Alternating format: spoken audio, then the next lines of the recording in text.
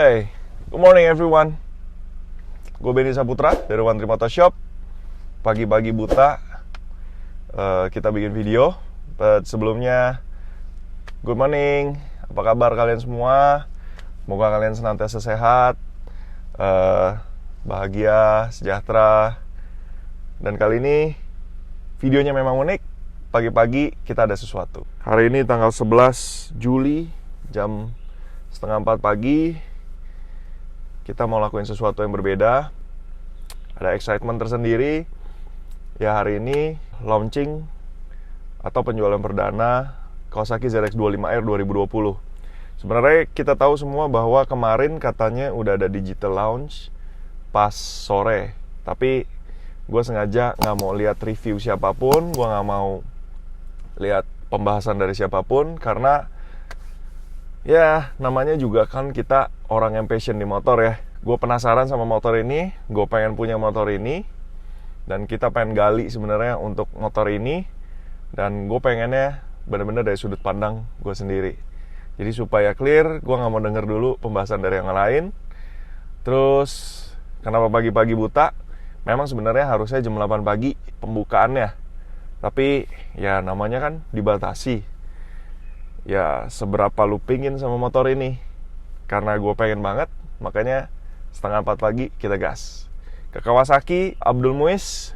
Kita antri untuk dapetin Kawasaki ZX25R. Let's go.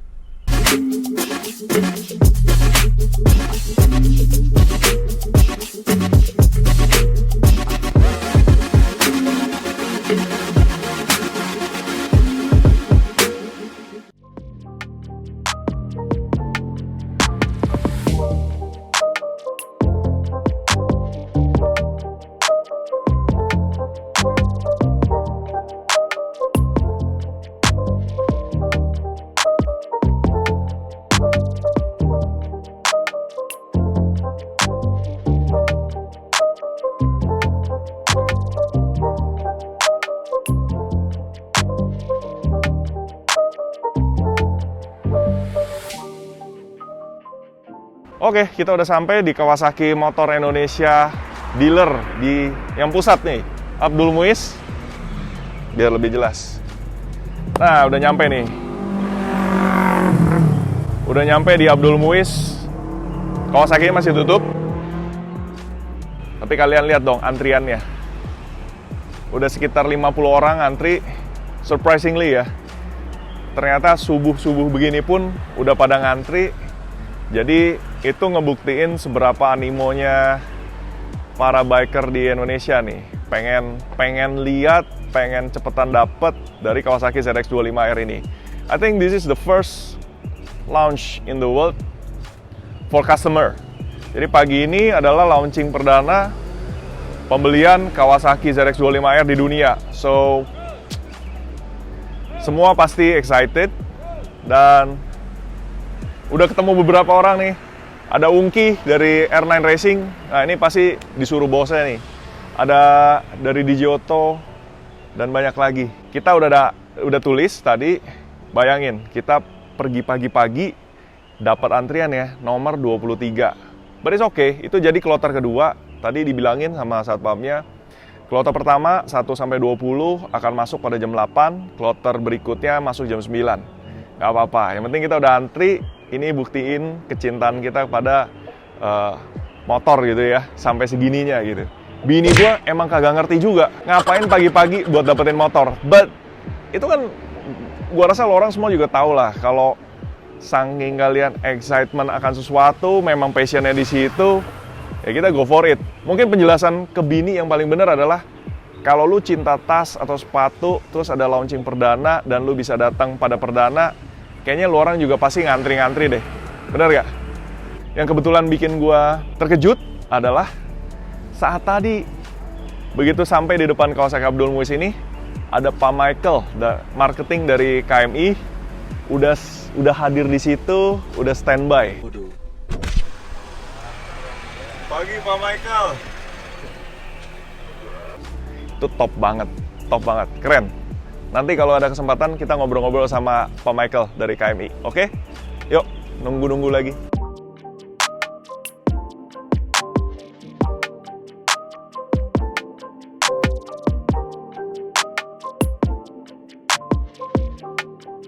jam segini udah. Tadi jam berapa kau datang?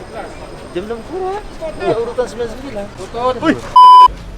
Nah, udah dapat nomor antrian. Jadi dari jam 4 sampai sekarang sebenarnya kita udah daftar. Jam 6 kurang tadi kita dibagi nomor antrian sesuai tadi, nggak sesuai sih sebenarnya, agak random sedikit. Tapi minimal yang hari ini jadi 100 pertama akan dapat. Nah, ini nanti kita udah ditentuin jam 9 jam 10 untuk kembali ke sini untuk proses registrasi, pembayaran, lihat barang dan lain-lain. Sekarang yang penting ini udah dapat. Sekarang kita mau balik dulu keluar. Istirahat dulu ya, nunggu sampai jamnya jam 9. Kita balik lagi ke Kawasaki Abdul Muiz. Semakin dekat dengan melihat sosok ZX 25R. Ini nomor gue. Resmi ya. Jadi yang hebat di sini Kawasaki launching ZX 25R itu tanpa eksklusivitas atau spesial gitu gimana, nggak ada.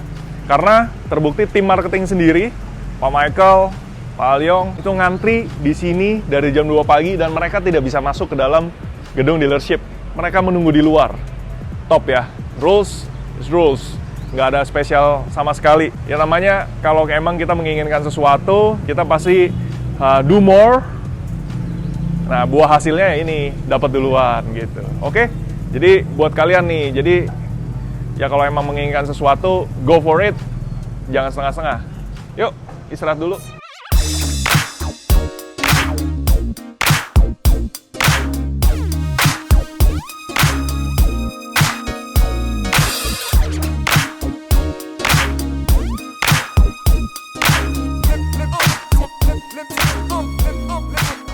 Nah, sekarang gue udah inline nih. Sekarang kita udah baris di sini. Ini yang kloter kedua, grup kedua. Ada 20 peserta. Kita mau masuk ke dalam, mau dikasih lihat unitnya, mau dikasih pegang, bisa dengar suaranya, dan proses pembayaran dan registrasi. Ikutin terus ya, nanti kalian bisa lihat. Excited.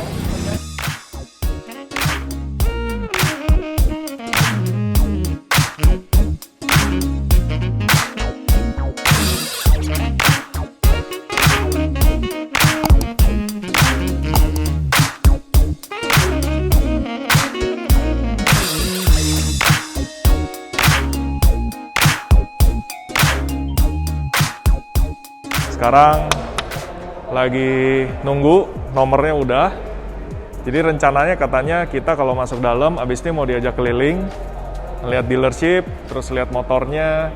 Nanti ada versi modifikasi, ada beberapa knalpot juga bisa nyalain. Jadi mungkin customer diberikan apa namanya, nge-feel dulu ya, dapat feel-nya dulu ZX25 itu seperti apa. Jadi pantau terus, nanti kalian bisa lihat detailnya kayak apa. Ya, dekat aja sama knalpot standar. Knalpot standar.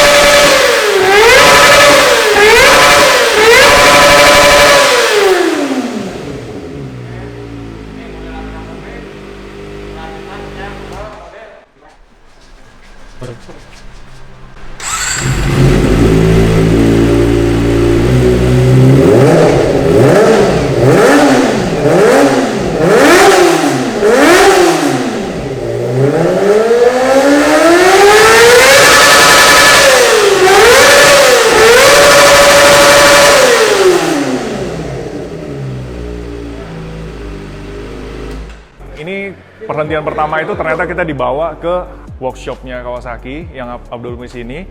Untuk dikasih lihat ada 3 unit dari ZX25R. 3 unit ini masing-masing berbeda exhaust. Satu ada OEM, satu Yoshimura Street version, satu Akrapovic. Tadi udah denger, kalian juga bisa lihat klipnya. Ya ini selera ya, mana yang kalian paling suka. Yang pasti ya ciri khas tetap 4 cylinder inline dan build quality-nya looking good. Looking good.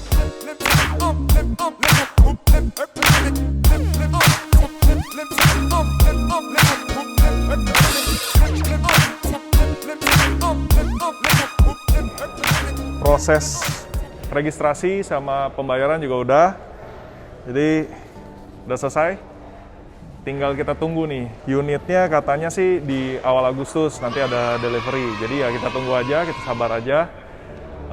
Warna apa yang saya pilih, coba kalian tebak. Tapi supaya kalian bisa menimang-nimang kira-kira mana yang saya pilih, kita kasih unjuk. Dikasih lihat ada 4 unit di sana yang akan di warna pilihannya. Tapi sebelumnya bahas ini dulu nih. Ini adalah Kawasaki ZX25R yang fully modified. Dimana ini dia yang bodinya full ATEC carbon, Japan. Sebenarnya dari beberapa bulan lalu kita mencoba untuk kontak ke ATEC Japan, cuma kayaknya mereka lagi slow respon atau gimana, belum berhasil nih. Tapi soon kita akan usahain untuk dapetin semua part ini supaya buat kalian nih. Terus yang di sini pakainya knalpot Yoshimura. Saya rasa ini prototype juga ya. Jadi memang bukan yang dedicated gimana, karena yang dijual kan yang street, yang seperti tadi kalian lihat di ruang testing exhaust. Tapi yang ini berbeda. Saya sih untuk saya pribadi, saya masih lebih suka untuk posisinya high mount, karena lebih proper. Kalau untuk dari performance sendiri ya kita belum tahu, karena harus tes dulu karakter dari engine-nya. Jadi kita tahu apakah dia pakai short exhaust atau big volume exhaust, mana yang lebih baik. Tapi gue suka buntutnya nih, terutama nih. Buntutnya shape-nya kece banget. Jadi emang bener-bener track focus banget motornya. Untuk stang, ini pakai barang full Sniper. Sniper itu produk dari Jepang. Yang 2 tahun belakangan dia malah melintang di ARRC. Jadi memang ya mereka ada kerjasama. Jadi ini banyak part Sniper yang dipasangin di sini, footstep, rear clip on. Namun clip onnya seperti ini nih. Mereka clip onnya tetap bikin di atas segitiga. Sebenarnya nggak terlalu jauh berbeda dengan yang standar. Kalau kalian lihat, perhatiin, ini sama yang standar itu posisinya hampir sama. Kenapa? Nah, tadi udah dites. Nanti saya kasih unjuk lagi. Kenapa posisi clip onnya nggak bisa dirubah dengan posisi bodywork standar? Minimal kita tahu kalau tampilannya karbon seperti ini, looks-nya bagus. Kalian lihat di sini, ini trik juga. Frame tralisnya dibungkus pakai karbon sehingga kesannya menjadi delta box. Betul? Frame-nya menurut saya jauh lebih bagus ketika terlihat seperti ini daripada terlihat tralis. Nih, frame. Salah satu trik yang oke. Lalu untuk tangki, karena tangkinya sebenarnya ini kan juga kayaknya sama Ninja 650. Menurut saya untuk dibikin Aura Racing, shape-nya kalau begini, gimana ya, street use dan touring banget. Mungkin kalau kita nanti, kita akan coba desain untuk tangki yang dibikin lebih buat nge-grip ketika track. Lainnya sih oke, posisi speedo juga tinggi banget. Dan speedonya masih sama seperti beberapa motor Kawasaki lainnya. Dan saya rasa ini nanti gampang lah, karena elektroniknya nggak terlalu banyak. Nanti kita bisa coba untuk develop Starland Da Vinci untuk ZX25R. Disc brake-nya juga ini udah ganti, looking good. Dia ada air scoop. Yang lucu adalah ini nih, air scoop. Air scoop yang dibikin cukup lucu, cukup menarik. Mendingan kaliper. Cuma karena kita kalipernya juga nanti pasti kan kita ganti. Jadi ya udahlah ya. Kita pikirin yang lain. Nah, sekarang kita bahas nih warnanya. Sebenarnya warna yang salah satu saya suka adalah fully black. Ini adalah full black, tapi dia speknya standar, bukan ABS. Sebenarnya menurut saya sih nggak masalah juga ya, kalau kita mau buat track non-ABS pun juga nggak masalah. Black ini adalah salah satu tipe yang saya suka nih, warnanya. Oh, saya mau kasih unjuk. Kenapa clip-on-nya, setangnya nggak bisa dirubah terlalu banyak. Lihat ya, Saya akan full turn ke dalam. Ini posisinya sudah sisa nggak nyampe 1 cm ke dalam ke fairing. Dan ketika saya full ke kiri, posisinya ini juga udah hampir tight. Ini yang menyebabkan nanti kalau kita mau bikin clip on pun akan sangat kesulitan. Ini aja kalau master remnya diganti dengan radial Brembo atau apapun, saya curiga nih udah mentok duluan ke speedo ataupun ke fairing. See? Gapnya sangat-sangat rapat. Jadi setang jadi kendala. Di sini kalian bisa lihat motornya kan tegak, bannya depan belakang rata. Posisi seatnya di sini, posisi kaki di sana. Kalian lihat posisi seat, posisi stang. Stangnya memang agak tinggi, dan bukan hanya stang yang tinggi, triple clamp-nya juga posisinya tinggi. Kalau untuk menurut gua sih, kalau buat dijadiin track bike, posisinya stang cukup jauh harus kita turunin sih. Tapi ya balik lagi, bisa dipakai bisa, cuma untuk ergonomi yang kalian suka kan ya balik lagi ya. Kalau memang mau dibikin benar-benar sport bike nunduk, ininya aja tralisnya udah tinggi sekali sih. So, paling semi jatuhnya, kayak Ninja 400. Cukup banyak yang menantang, yang bisa kita upgrade. Nah, ini salah satu opsi lagi, hitam, putih, merah. Rangkanya dicat merah sama dia. Jadi, pretty elegan gayanya. Bodinya hitam, ada aksen putih. Lalu yang ini yang tradisional Kawasaki, KRT. Green Kawasaki. Dan ini warna yang unik juga dari Kawasaki yang jarang, ya ini biru.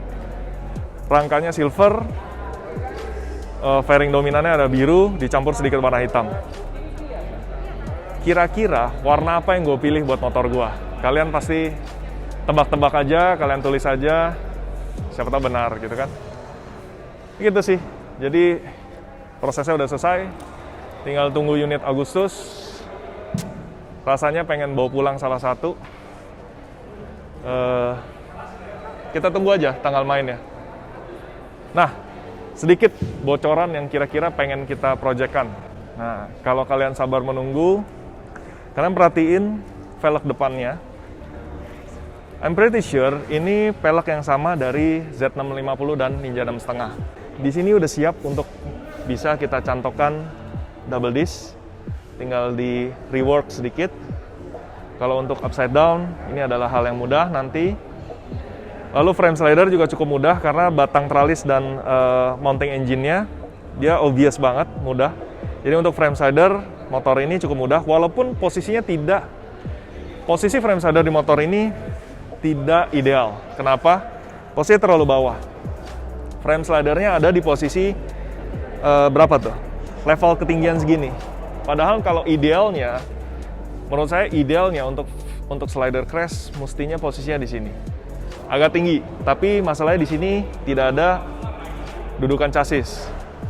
Oke. Shock belakang, footstep, lampu 3-in-1, tail tidy, velg depan belakang, gear belakangnya cukup besar. Ini rasionya nanti kita perlu pelajari. Kenapa gear belakangnya harus sebesar ini?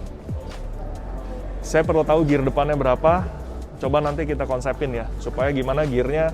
Karena menurut saya dengan gear sebesar ini agak kurang asik sih lihatnya.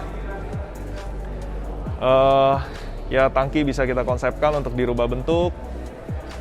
Steering damper ini akan cukup mudah untuk nanti dipasang. Windscreen, speedo, brake system, radiator hose kita akan bikin untuk Samco Sport. Ya. Terus overall tadi udah tes motornya juga cukup enteng untuk 4 silinder. Dibandingkan dengan 4 silinder Ninja 250 yang versi dulunya, ini sih jauh lebih ringan. Dan sepertinya mereka melakukan ubahan tertentu pada kompresi dan internal engine karena suaranya sangat berbeda dengan Ninja 250 4 silinder yang tempo dulu. Oke lah, kita tunggu aja nanti setelah motornya datang, kita baru bedah benar-benar. Yang pasti, walaupun dalam beberapa hari ini saya sungguh kecapean sebenarnya, banyak kerjaan, banyak kegiatan.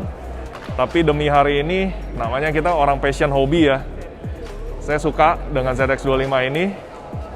Tadi malam mencoba untuk tidur, baru berhasil tidur sekitar jam 2 dan jam 4 udah di Abdul Muiz. Tapi ya gitulah, kalau kalian punya orang passion tertentu kan pasti mau ngejar sesuatu kan bener-bener kan dikejar. Sama lah kayak gitulah. Udah selesai acara hari ini. Yang awalnya beneran kan dibilang katanya jam 8 ya. Mestinya startnya jam 8 sampai jam 12. Nggak taunya acara kita itu hari ini jam 4 pagi. Dan sekarang setengah 11 siang. Ada belanja sedikit dari Kawasaki. Ada sales barang-barangnya dia. Bagus-bagus, murah-murah. Jadi kita borong deh. ZX25R-nya gue udah dapet. Ada souvenir gue dapet.